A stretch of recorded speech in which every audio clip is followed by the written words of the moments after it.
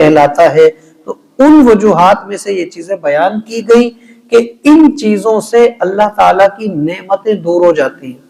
آج ہم، یہ تو یہودیوں کا تذکرہ ہوا، آج ہم اپنے اندر دیکھیں، کیا ہمارے اندر سود کی لعنت نہیں ہے؟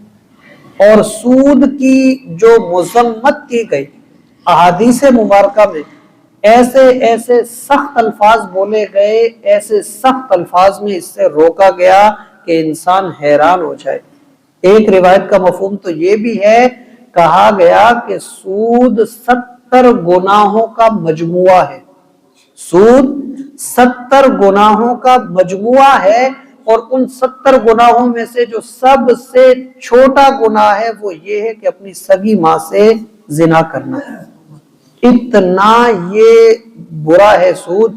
لیکن آج ہم لوگ اگر دیکھیں، ہمارے اندر کئی ایسے افراد ملیں گے جو سود کا کاروبار کرتے ہیں، سود کا لین دین کرتے ہیں۔ سود ہر چیز، رنگ تبدیل ضرور ہوں گے، انداز تبدیل ہوں گے، لیکن وہ جو صورت بنتی ہے وہ سود کی ہوتی ہے۔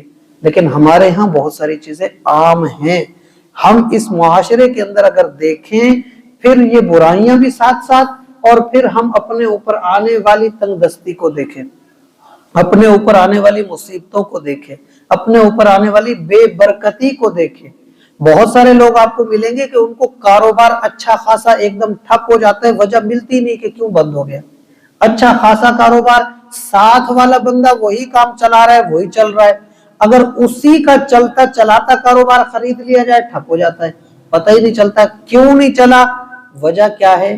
یہی کہیں نہ کہیں ہمارے کردار کے اندر، ہمارے انداز کے اندر ایسا کچھ ہے جو اللہ کی ناراضگی کا سبب ہے، جس کی وجہ سے اللہ تعالی ہمارے اوپر اپنی نعمتوں کو روک دیتا ہے، ہمیں اپنی نعمتوں سے دور کر دیتا ہے، جس کی وجہ سے ہم تنگ دست ہو جاتے ہیں۔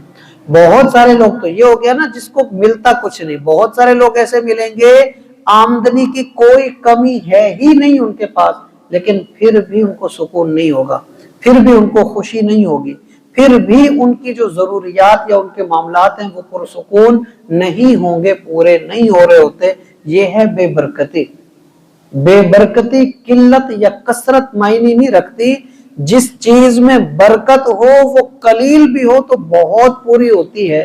ہم اگر اپنے ماضی میں تھوڑا سا چلے جائیں، ہمارے بڑوں کی عادتوں میں چلے جائیں، اس وقت میں تھوڑی تھوڑی زمینیں ہوتی تھی، تھوڑا تھوڑا اناج ہوتا تھا، لیکن وہ بھی کیا ہوتا تھا، جب نکل رہی ہوتی تھی گندم یا اناج، وہ سارا محلہ جمع ہوتا تھا، پوری بستی جمع ہوتی تھی، اپنی مرضی سے باخوشی ہر بندہ اس میں سے حصہ وصول کرتا تھا، باوجود اس کے ان میں سے جو بچ کے گھر آتی تھی وہ بھی کھلے انداز میں چلتی تھی، کوئی اس کا حساب کتاب ہوتا ہی نہیں تھا، اتنا پوری پڑتی تھی۔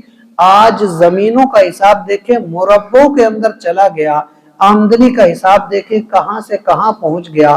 آج خود کو پتہ نہیں ہوتا کہ میری اس وقت آمدنی زمین کی ہوئی کتنی، لیکن پھر جب دیکھا جائے تو پھر پوری نہیں پڑتی، مزدوروں کی مزدوری تک پوری نہیں نکل رہی ہوتی، اس میں اپنا حساب کتاب گھر کا پورا نہیں نکل رہا ہوتا، جو خرچہ انسان اس کے اوپر کر چکا وہ خرچہ پورا نہیں پڑ رہا ہوتا۔ وجہ کیا ہوتی ہے؟ وجہ یہی ہوتی ہے ہمارے انداز میں کہیں نہ کہیں ایسا کام ہوتا ہے جو اللہ کی ناراضگی کا سبب ہے۔ کہیں ہمارا سود کا لین دین تو نہیں ہوتا، کہیں ہم وہ جو اپنی فصل کے لیے چیزیں لے رہے ہوتے ہیں کہیں وہ سود پر تو نہیں لے رہے ہوتے۔ جانتے ہوئے اگر ہم ایسا کر رہے تو پھر ہم اپنی فصل کو خود اپنے ہاتھوں سے خراب کر رہے ہوتے ہیں۔ بہت ساری چیزیں، یہ تو فصل کی مثال، اپنی زندگی کے ہر کام کے اندر ایسا دیکھیں، ہماری زندگیوں میں ہر کام میں کہیں نہ کہیں ایسی چیزیں مل جاتی ہیں، ہماری عادتوں میں ایسی چیزیں شامل ہو چکی ہوتی ہیں جو ہمارے پورے نظام کو درہم برہم کرنے کا سبب ہوتی ہے۔